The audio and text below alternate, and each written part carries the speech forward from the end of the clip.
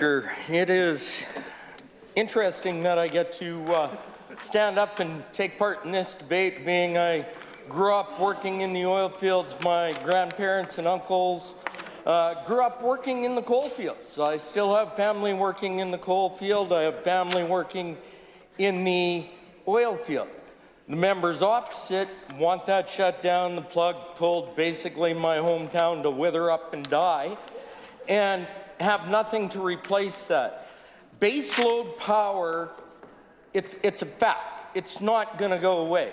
Middle of winter on a cold day with no wind, that sun isn't up for a long time, and they don't have the amount of batteries yet built that can store enough to heat all of Saskatchewan, let alone heat a little town like Estevan.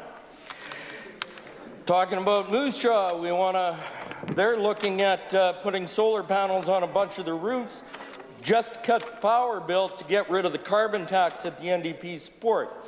This is a motion to condemn the Trudeau NDP coalition, and I can't help, I wish I had more than 5 minutes, but I'm going to read this into the thing. And I'm glad I'm deaf, that I don't have to listen to them when I'm standing up talking, because I can't hear them. The provincial NDP failed to stand up for Western Saskatchewan and oppose the federal NDP stance on Trans Mountain and other energy projects. The current provincial NDP leader, Saskatoon-Meewasin, I'll just say the member from Saskatoon-Meewasin, has a history of speaking at anti-pipeline rallies.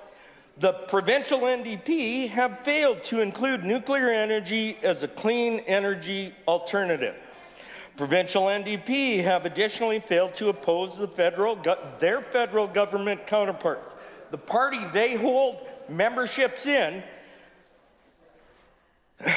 to hold their federal partners accountable. They talk about accountability, and I shake my head.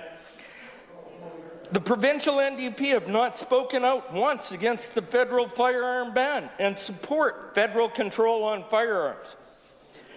The provincial NDP's own report admits, and I quote, "Too many working people no longer see the NDP as their party." And by their numbers, that's evident. The provincial NDP admit that the federal NDP don't take into account the needs of Saskatchewan people, yet they continue to support their federal leader and his partner, I won't say that word, his partner in politics, Justin Trudeau.